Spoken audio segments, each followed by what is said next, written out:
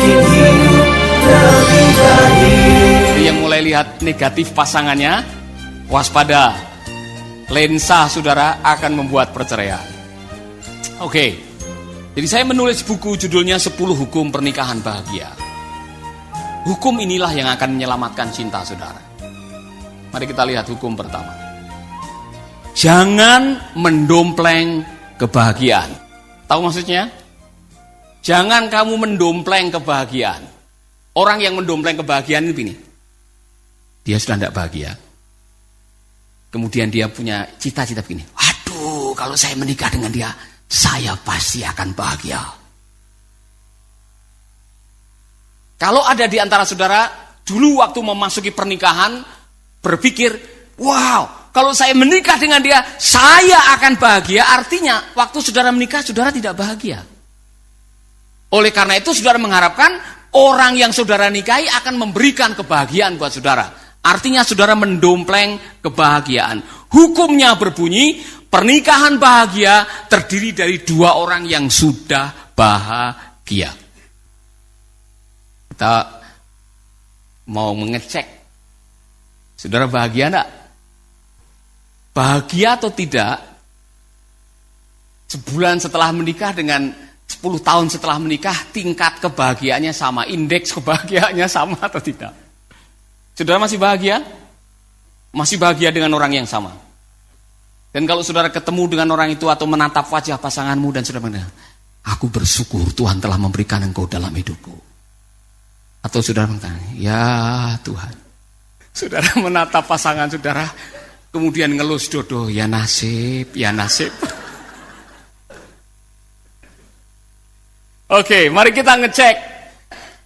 Hukumnya adalah Anda tidak bisa mengharapkan orang lain bahagia atau memberikan kebahagiaan saudara terus-menerus.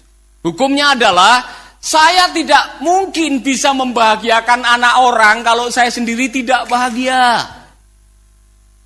Nah, bayangkan, satu defisit bahagia, satunya defisit bahagia. Orang yang defisit ketemu dengan orang yang defisit saling menuntut untuk dibahagiakan atau membahagiakan, pasti tidak akan bahagia. Oke, mari kita akan lihat.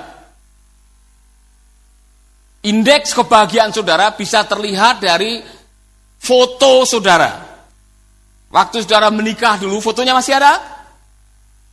Dan sekarang coba bandingkan foto saudara. Kalau wajahnya turun, kemudian seperti matanya kosong tatapannya, mungkin saudara sudah tidak bahagia dengan pernikahan saudara. Selamatkanlah pernikahan saudara dengan cara bikin hidupmu bahagia lagi. Amin. Saya akan memberikan resep bagaimana hidup bahagia. 1. Orang yang hidup bahagia adalah orang yang bisa menerima kenyataan apa adanya. Orang yang bahagia adalah orang yang bisa menerima kenyataan apa adanya. Terima saja. Karena dalam hidup ini ada bagian-bagian yang diberikan oleh Tuhan yang kita hanya bisa menerima. Kita tidak bisa mengubahnya. Amin. Contoh, saudara tidak bisa memilih ayah. Saudara tidak bisa memilih orang tua. Saudara tidak bisa memilih suku. Itu semua sovereign foundation sudah diberikan oleh Allah untuk saudara. Terima aja. Saudara tidak bisa mengatakan, mungkin nasib saya akan lain kalau saya ini jadi anaknya Pak SBY.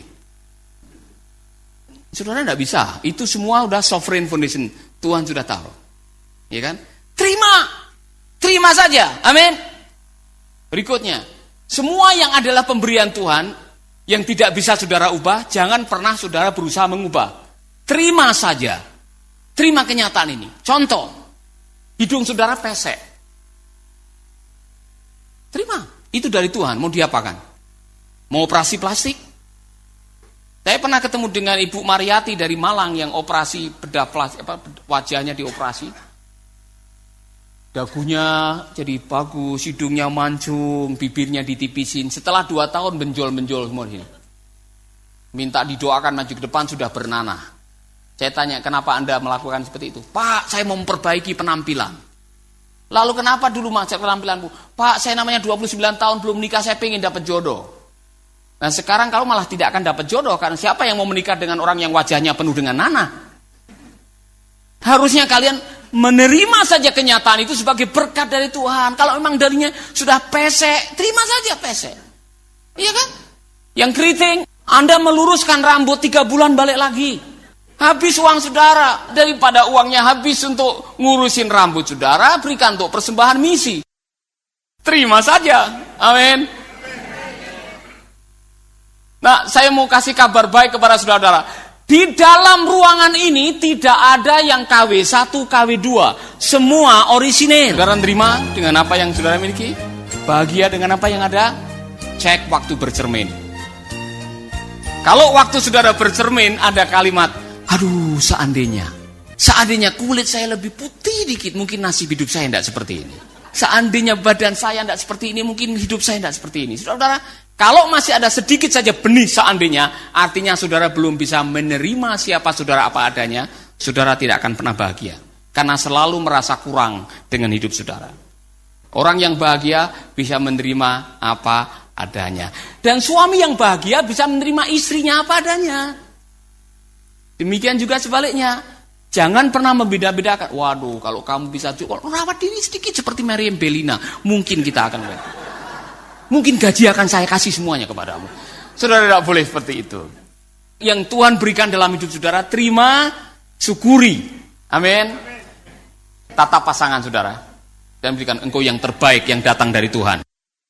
Ini kelihatannya sepele, tapi kalau ini tidak dibersihkan dengan baik, masalah self-image akan menjadi pergumulan yang luar biasa. Kalau saudara tidak punya gambar diri yang baik dan tidak merasa berharga dengan apa yang Tuhan berikan, kemana-mana self-image saudara akan mengganggu hubungan saudara. Saya ulangi lagi, orang yang masih punya masalah dengan jati diri dan harga diri, kemana-mana akan bermasalah.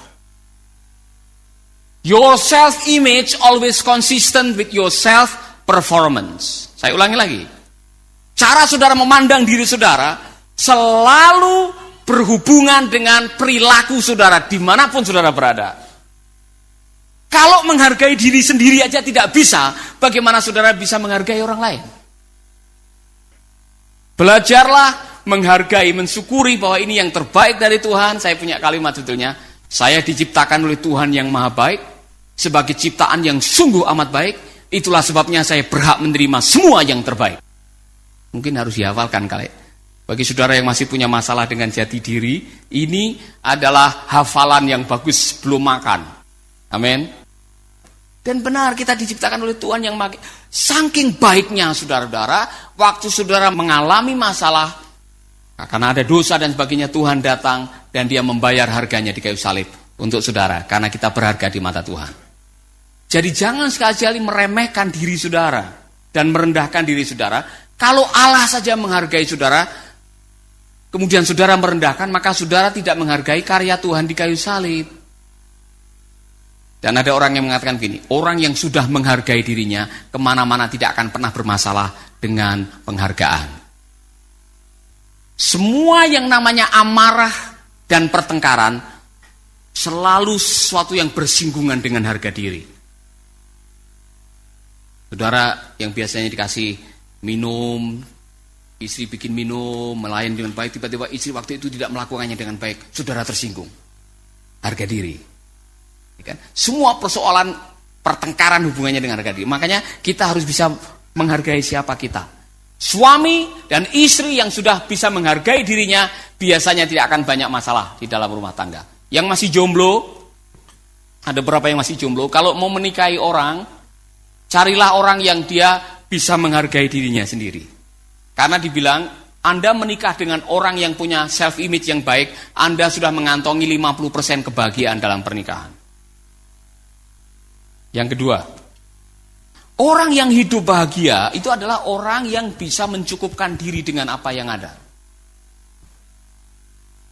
Janganlah kamu menjadi hamba uang, dan cukupkanlah dirimu dengan apa yang ada padamu.